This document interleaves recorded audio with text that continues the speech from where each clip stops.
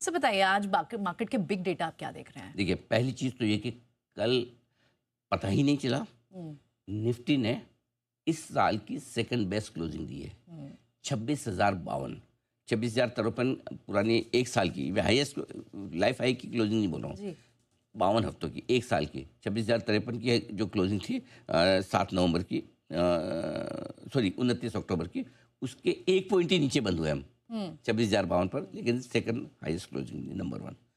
कल निफ्टी ने इंट्राडे और क्लोजिंग दोनों में 14 दिनों की ऊंचाई बनाई है। 14 दिनों का हाई इंट्राडे में 26,074 और क्लोजिंग हाई 26,052 का बनाया है। इनफैक्ट 26,074 इस साल की, एक साल की थर्ड बेस्ट इंट्राडे हाई है। जी, 26,104, 26,097 और कल 26,074।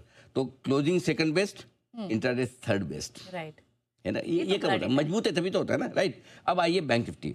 इंट्राडे में कल लाइफ हाई बनाया और क्लोजिंग भी 59,264। अच्छा, 3 दिनों से 6 दिनों से निफ्टी वापस से 25,826 100 की रेंज में है। आज 7वां दिन है, लेट्स सी रेंज को पार करते हैं यानी। लेकिन बैंक निफ्टी इंट्राडे में कल 59,264, 59,264 का, और क्लोजिंग में 59,216 का नया रिकॉर्ड बनाने में फिर से कामयाब रहा।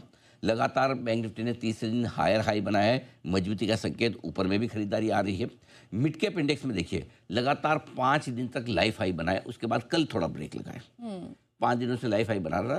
कल मिड कैप इंडेक्स ने लगातार दूसरे दिन लोअर लो बनाया है, लेकिन बंद होते होते हरे निशान में बंद हुआ है। तो कुल मिला के मिड कैप इंडेक्स थोड़ी सी रुकने के संकेत हल्के से दिए हैं, ज़्यादा नहीं, हल्के से दिए थोड़ी। और 58% मिड कैप इंडेक्स के शेयर जो हैं वो कल कमजोरी के साथ बंद होते हैं, तो थोड़ी ब्रेड्थ इतनी मजबूत नहीं थी जितनी आप देखना चाहते हैं। अब आइए स्मॉल कैप इंडेक्स। लगातार दूसरे दिन स्मॉल कैप इंडेक्स में गिरावट रही है और 6 दिनों के निचले स्तरों पर है। स्मॉल कैप इंडेक्स में थोड़ा सा मामला सीरियस बनता हुआ दिखा, हल्का सा। अभी कल हुआ ये कि 3 अक्टूबर के बाद करीबन करीबन 1.5 महीने के बाद स्मॉल कैप इंडेक्स 50 दिनों की मूविंग एवरेज के थोड़ा नीचे जाकर बंद होता हुआ दिखा है। और 66% शेयर ऐसे हैं स्मॉल कैप इंडेक्स के जो कमजोरी के साथ बंद होते हुए दिखे। तो ये आपके लिए पूरा का पूरा है इंडेक्स के लिए आज सेक्शन। अब आइए सेक्टर इंडेक्स।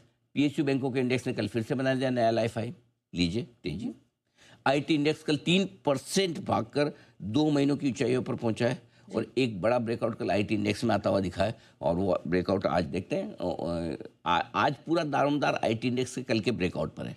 दो चीज़ें हो सकती है, एक ये कि चूंकि एआई ट्रेड वापस से अमेरिका में रिवाइव होता दिख रहा है और ऐसे में आईटी इंडेक्स का फॉल्स ब्रेकआउट हुआ और आज जोर से घट गया, तो इसका मतलब समझेंगे कि आईटी में वो दम तो नहीं है, जान तो नहीं है। ट्रेड के लिहाज से ठीक है, लेकिन लंबा अभी चलने का समय नहीं है। दूसरा ये कि अगर एआई का रिवर्स ट्रेड होता है, उसके बावजूद आज और कल 2 दिन आईटी इंडेक्स घटे ना और अपने ब्रेकआउट को संभाल ले, तो इसका मतलब क्लियर कट है कि भाई आईटी के लिए अब लोग जो है ना, सबसे पुराना, सबसे खराब, सबसे बुरा समय जो सोचते थे वो निकल गया।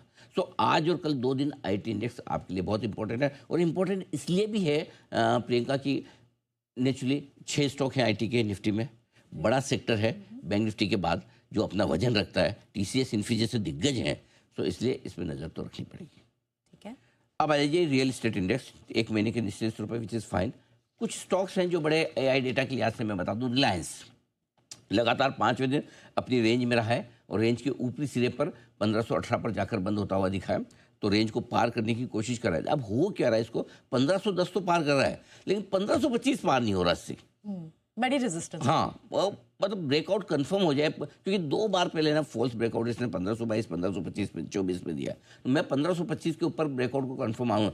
कह रहा है ये कि मैं गिरना नहीं चाहता, लेकिन वो ठीक है। अरे भाई, लेकिन बढ़ना चाहता हूँ ये भी तो बताओ।